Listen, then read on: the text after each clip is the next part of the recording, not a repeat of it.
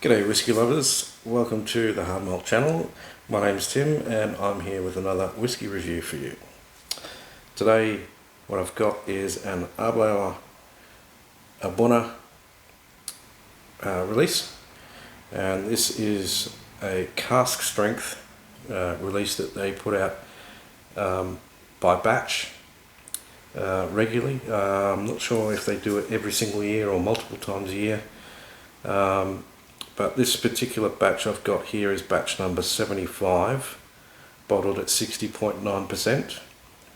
I do recall a previous batch. I've actually had 3 previous batches to this one. The first batch I had, I believe, from memory, was batch 68, and I believe I've had batch 69 and 71 as well. Now, this particular batch, I believe, does well with a little bit of water, so hence I've got my vessel of water over here,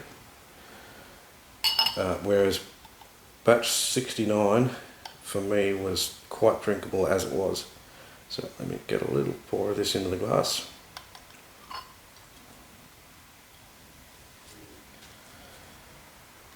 And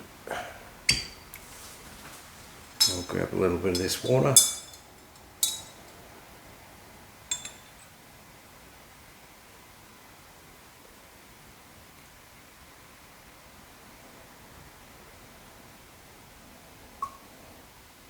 So I reckon I'll put about maybe 3/4 of a teaspoon there, half to 3/4. And that's roughly the way I like this particular batch. I'll just let that sort of marry up a little bit. So as we're saying, this is from Aberlour Distillery, which they're practically in the heart of the Speyside region. I had the pleasure of staying in the town of Aberlour earlier this year, and really picturesque little place with distilleries everywhere. I visited quite a few distilleries up there.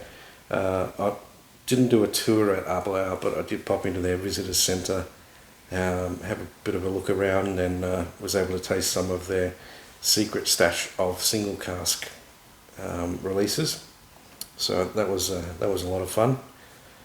And yeah, I'll share some pictures at the end of this video of the Aberlour town and the distillery visitor centre as well. Now let's see what we've got going on here. So it's really nice colour. It doesn't say natural colour, but I'm inclined to believe that it's natural colour, being cask strength. It does say non-chill filtered, so that's what we want.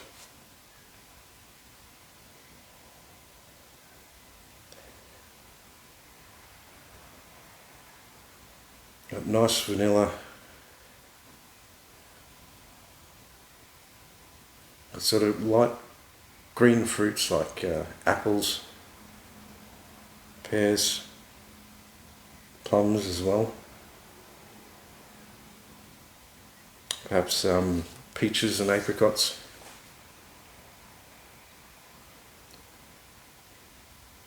Slightly sweet, but not too sweet.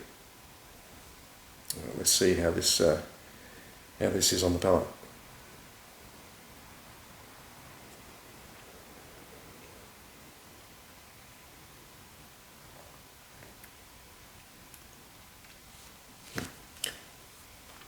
Now I should have said this is a sherry matured whiskey. The sherry is definitely evident on the palate. It's not quite a sherry bomb as you might expect from a Glendronach, but it's not lightly sherried. It's very well sherried. So the sherry is very evident on the palate. There's those slight chocolate bitters notes coming through, which I love. That suggests to me that it's likely Oloroso casks that they've used here.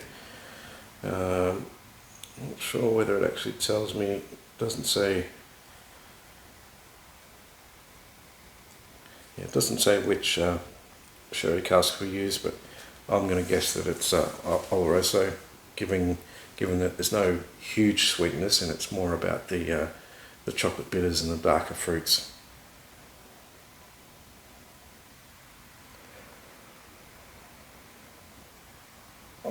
So the fruits are a little bit lighter on the nose, but on the palate,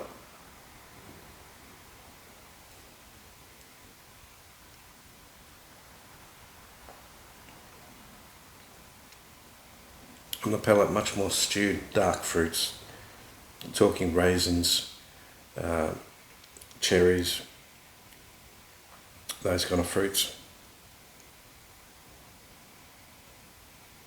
Dates perhaps. Really enjoyable. As I said,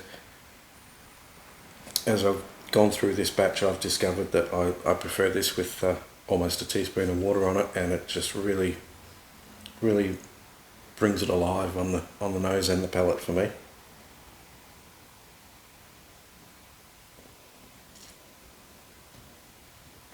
Really enjoyable one. When you want a good, powerful, but not over the top sherried malt, this is a pretty good one to go for. And as I said, being batch releases, the variations between batches of these are actually celebrated, which I applaud that. It's actually fun to try another batch and discover the differences from the previous batches. So I'll be looking forward to perhaps picking up another batch of this, and could even do a bit of a side by side and a bit of a comparison if I hang on to some of this one. But yeah, in the meantime, I'm going to enjoy this one.